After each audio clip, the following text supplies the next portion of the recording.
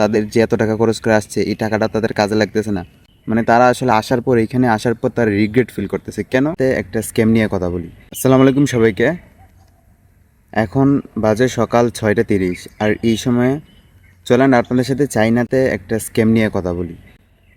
So এটা আসলে scam বলতে এক্স্যাক্টলি এটা স্ক্যাম না, কিন্তু আসলে এটা অনেক স্টুডেন্টের জন্য স্ক্যাম, বা অনেক স্টুডেন্টের জন্য এই বিষয়টা জানাটা আসলে ইম্পর্টেন্ট। সেটা হচ্ছে ফাউন্ডেশন প্রোগ্রাম। ফাউন্ডেশন প্রোগ্রাম আপনি ওয়ান কাইন্ড অফ স্ক্যাম বলতে পারেন। কেন বলতেছি পুরো ভিডিওটা দেখলেই বুঝতে পারবেন। আমি যেহেতু দিন ধরে চাইনাতে আসি, যারা নতুন চাইনাতে আসে অনেকেই ল্যাঙ্গুয়েজ প্রোগ্রাম বা ফাউন্ডেশন প্রোগ্রামে আসে। সো আমি এদের মধ্যে যাদেরকে দেখছি যারা ফাউন্ডেশন প্রোগ্রামে আসছে, most of the students are scammed. মানে তারা আসলে আসার পর এইখানে আসার পর তারা রিগ্রেট ফিল করতেছে। কেন? বিষয়টা আমি আপনাকে একটু ভালো করে এক্সপ্লেন করি।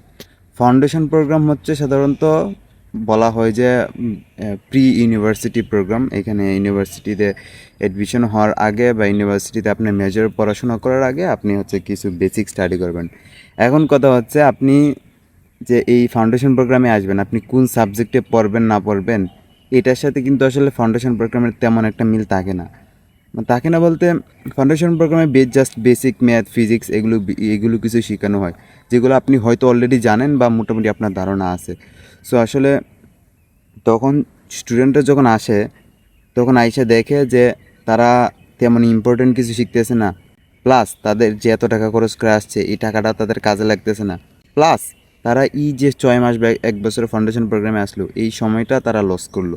এই সময় তারা ভাষাটাও তেমন শিখতে পারে না, কারণ ফাউন্ডেশন প্রোগ্রামে হচ্ছে ল্যাঙ্গুয়েজ ক্লাসও খুব কম থাকে, খুবই কম থাকে।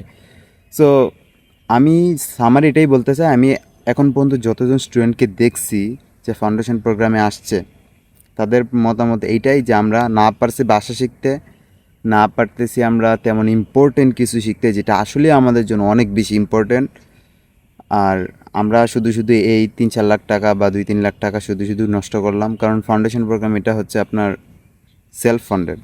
সো এটা আসলে on kind of scam. So এখন আমি আপনাদেরকে সতর্ক করবো যে আসলে কীভাবে মেইন বা ভালো প্রোগ্রাম চুজ করবেন বা ভালো ইউনিভার্সিটি চুজ করবেন, বা আসলে কীভাবে নিজেকে কোন প্রোগ্রামগুলো চুজ করলে আপনার জন্য উঠতে হবে।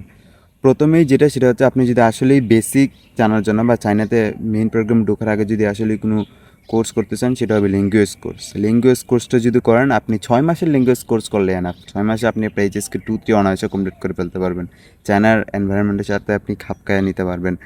সো ল্যাঙ্গুয়েজ প্রোগ্রাম হচ্ছে সবচেয়ে বেটার, কারণ ল্যাঙ্গুয়েজ প্রোগ্রামে পুরোটা ফোকাস শুধু ল্যাঙ্গুয়েজের উপরেই থাকে। সব class all day all week সব ক্লাসগুলো শুধু ল্যাঙ্গুয়েজের উপর ডিপেন্ড করে। আর চায়নাতে ল্যাঙ্গুয়েজ কতটা ইম্পর্ট্যান্ট সেটা এই ভিডিওতে এক্সপ্লেন না করলেও চলবে, পরবর্তীতে অন্য কোনো ভিডিওতে বলবো।